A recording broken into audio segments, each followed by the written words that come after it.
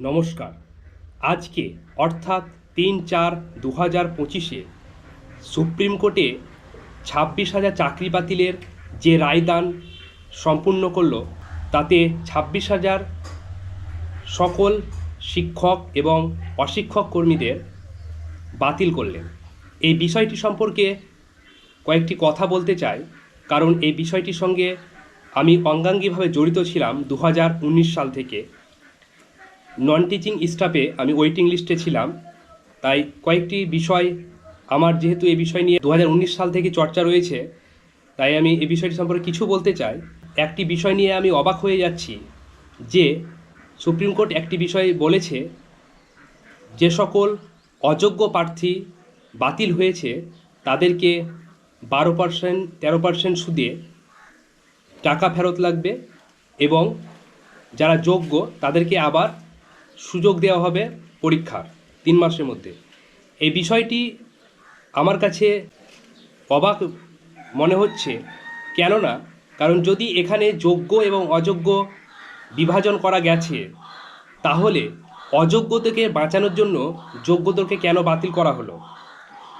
কারণ একটি নিয়োগ প্রক্রিয়াতে যখন দুর্নীতি হয়েছে, কিন্তু সেই দুর্নীতিতে যে সকলেই 26,000 সকলেই দুর্নীতি করে চাকরি পেয়েছে তা কিন্তু একদমই নয়।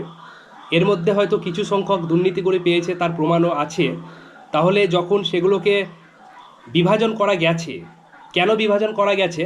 কারণ সুপ্রিম কোর্ট নিজেই স্বীকার করেছে, যারা অযোগ্যভাবে চাকরি পেয়েছে তাদেরকে 12%, 13% সুদে টাকা ফেরত লাগবে, আর যারা যোগ্যভাবে পেয়েছে তাদেরকে 3 মাসের মধ্যে আবার পরীক্ষা নিয়ে তাদেরকে আবার সুযোগ দেওয়া হবে। এই বিষয়টি সত্যি অবাক করা একটি বিষয়। তাহলে যদি যোগ্যভাবে তারা চাকরি পেয়েছে, তাহলে তাদের উপরে অনেক বড় একটি অবিচার করা হয়েছে। কারণ আমি লক্ষ্য করেছি আমাদের এলাকাতে কয়েকজন রয়েছেন, তিনারা শিক্ষকতার সঙ্গে যুক্ত ছিলেন। সেই সকল ব্যক্তিবর্গগুলো কিন্তু আমার অনেক পরিচিত দাদা এবং আমাদের টিউশন শিক্ষক, তারা কিন্তু যোগ্যভাবেই চাকরিটি পেয়েছিলেন। তাহলে তারাও কিন্তু ওই অযোগ্যভাবে যারা চাকরি পেয়েছে তাদের জন্য ওনারাও এই এত বড় একটি দুর্নীতির শিকারে তিনারা যুক্ত হয়ে গেলেন। এটি সত্যি আমাদের ইতিহাসে হয়তো এরকম ঘটনা ঘটেনি, তো আমাদের বর্তমানে এটা ঘটছে এবং আমাদেরকে দেখতে হচ্ছে।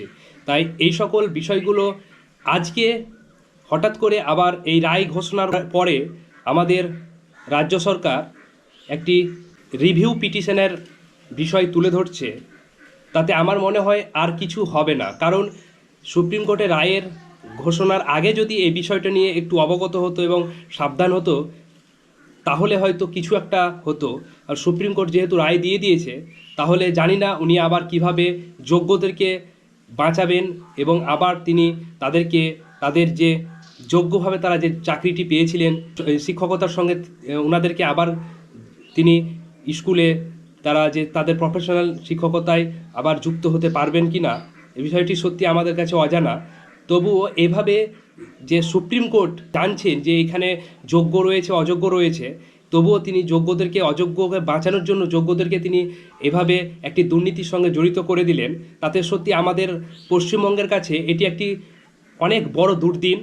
কারণ যে সকল যোগ্য শিক্ষক এবং অশিক্ষক কর্মীরা আজকে এই দুর্নীতির শিকার হয়েছেন, তাদেরকে সমবেদনা জানানোর আমাদের কোনো ভাষা নেই। কারণ যারা দুর্নীতি করে চাকরি পেয়েছে তাদের কাছে বিষয়টি অনেক সহজ, কারণ তারা জেনে আছে যে আমরা দুর্নীতি করে চাকরি পেয়েছি, তাতে আমাদের বাদ যাওয়াটা স্বাভাবিক। কিন্তু যে সকল শিক্ষক এবং অশিক্ষক কর্মী দুর্নীতি না করে চাকরি পেয়েছেন নিজের যোগ্যতায়, তারা যেভাবে আজকে এই দুর্নীতির শিকার হয়েছেন, তাদের কাছে মেনে নেওয়াটা সত্যি অনেক কঠিন। তবু সকলের পক্ষ থেকে চেষ্টা আমাদেরকে করতে হবে, যে সকল যোগ্য শিক্ষক এবং অশিক্ষক কর্মীরা আজকে এই দুর্নীতির শিকার হয়েছেন তাদের পাশে দাঁড়ানোর, এবং তারা যাতে মনোবল না হারায়।